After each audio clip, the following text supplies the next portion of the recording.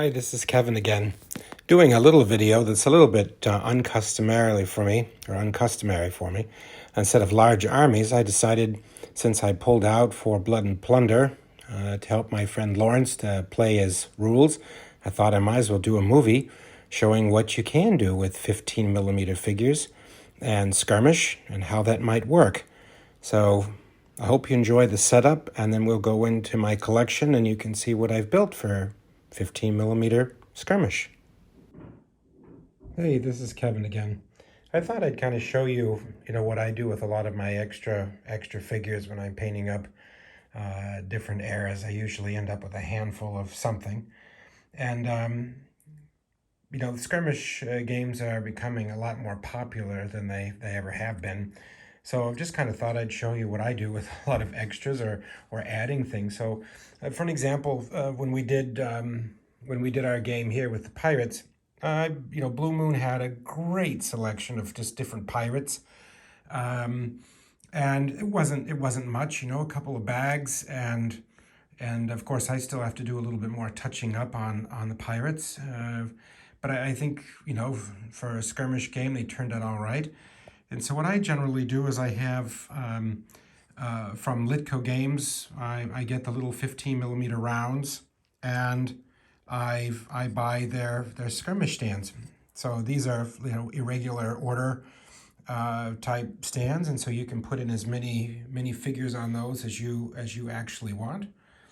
And I think it works out great. You don't need that much to have a nice party. See, here's a four unit type game, and so with some extra figures here. So these are the stands that you can get for regulars, and I just painted up some generic what looked like maybe Spanish foot soldiers, or they could be French, they could be anything. You just switch out the unit with the flag, and there you go. But there's a 1 unit or 2 units of order troops. I even have these smaller stands. So I've got, a company of 4, which is great for Blood and Plunder, or for Donnybrook, or anything. You can adapt in a dark continent to this really, really well, where you kind of take it from deep dark Africa to deep dark South America, if you wanted to.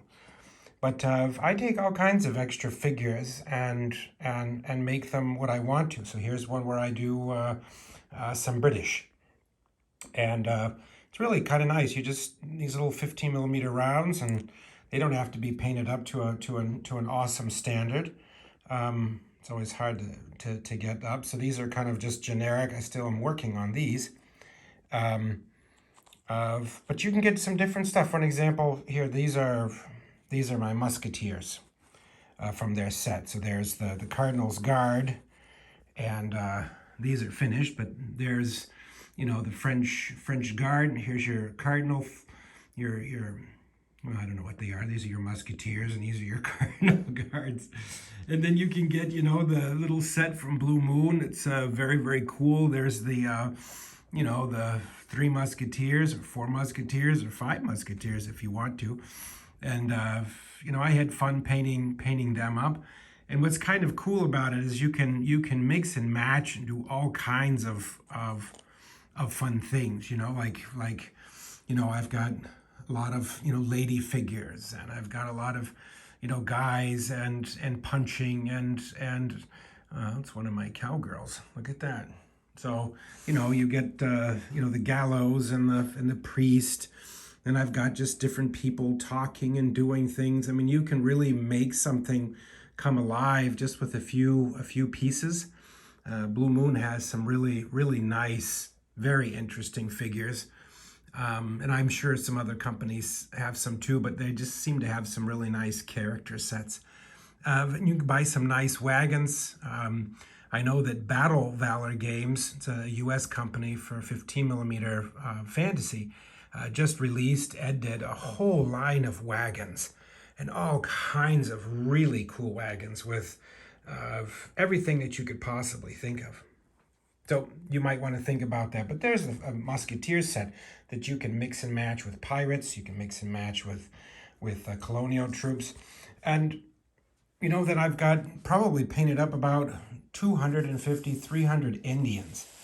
And you can do that as well. So my Indian sets, I've got Iroquois, I've got Sioux Indians, I've got Cherokees, I've got Hurons and Ottawans and Mohawks and all kinds of different ones that I put on these different bases, and they mix in unbelievably well with whatever you actually want to do, to be honest. So here I'm back. So you can actually take sometimes miniatures that you have mounted and do a little bit of morphing. Now these are on different bases, different things. I'm still working on trying to unify them, but you know, I took just one extra of, you know, Spanish conquistador rider. I've got some Spanish arquebus and some swordsmen. I took some Spanish from my cavalry and an artillery piece. And then some others that I put, you know, on the skirmish stands here that were extras. And you can have a little force of Spaniards or English or French or Dutch, Indians, anything that you want fairly quickly. Like, so for an example, here's my grab bag. So I got figures in here from everything, you know, Cardinals guards and horseback, and I've got, you know, 16th century and 17th century and extra ones here that are, you know, these are, you know, 17th and 18th century guys, really great. They were just extras. And of course, and from Blue Moon, I got my little stagecoach, which is very nice. But you see, I take extras and I buy little pieces from others that, you know, highwaymen and robbers, and you can put on some really great games. Like, you know, here's your robber figure. I mean, come on, that's kind of nice, right? And so this is my 18th century and 17th century grab bag, and I could put on a skirmish game very quickly. And you know, with not a whole lot of painting, you can throw some guard units in there. You can do just about anything you want. You can even put in a lady about ready to lose her head. Yeah, seriously, right? So anyway, I just kind of wanted to show you what you could do with extra figures and just adding a few props. I made these clumps looking like I can use these for the desert or for South America or Mexico or wherever. I mean, everybody loves a good palm tree, right? And a lot of times your buildings can be morphed. I mean, that's a 25mm building, but I think that it fits okay in a 15mm setting. It's the manor house and block houses. I mean, you don't need much to put on a really fun little game with a few little miniatures. And anyway, I just thought I would do something a little bit different and show you kind of another side of my miniature collection. Today we're going to do a pirate game, and I thought uncustomarily I'd make a video of it. So this is El Gaucho, the little town somewhere in the Caribbean. It's a little port town. It's all in 15mm, but the port is there up the river holding barrels of rum, treasures, livestock, hay, corn. The wagons just picked up their goods and they're heading up the town, through the village, heading past the fort and into the interior. I had a lot of fun setting this up. Palm trees, lagoons, livestock, crops, using lots of little figures, cute little figures from various sets, wagons, women, gentlemen, and people speaking. Yeah, it's all quite nice. Little do they know that something is about to happen. You have your gallows, you have your blockhouse looking over the town. One of the wives brings her husband some drinks. It's all idyllic and all quiet. But of course, the town governess is heading back to the fort and beyond to the city. Everything is quiet. Even inside the fort, the soldiers are reveling and having a good time. Now let's take a look inside that fort.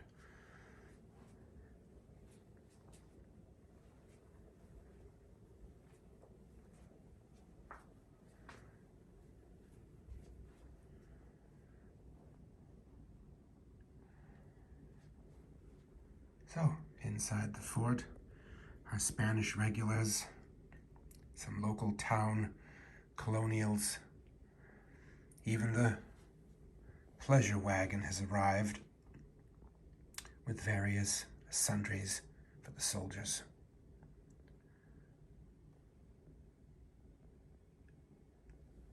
Anyway, I think it's going to be a good game. But little does El Gaucho know that the pirate Slouthbeard has run out of rum, and he's coming to get some. Well, anyway, there you have it. A little bit of the collection, and what a setup might look like using 15s. And we used basic blood and plunder, and we've tried different other skirmish sets, Donnybrook and Into the Dark Continent, and other ones using the 25mm measurements, and it works out just great. Very enjoyable game. Actually, with the 15mm, you can create a little bit larger games. It feels, actually pretty nice. I know it was a little lengthy. Probably should have been a little bit shorter, but I think it's an interesting subject, and I think it's just a little bit different. Well, I hope you enjoyed my 16th and 17th century skirmish figures that I'll just keep adding to as I build more armies.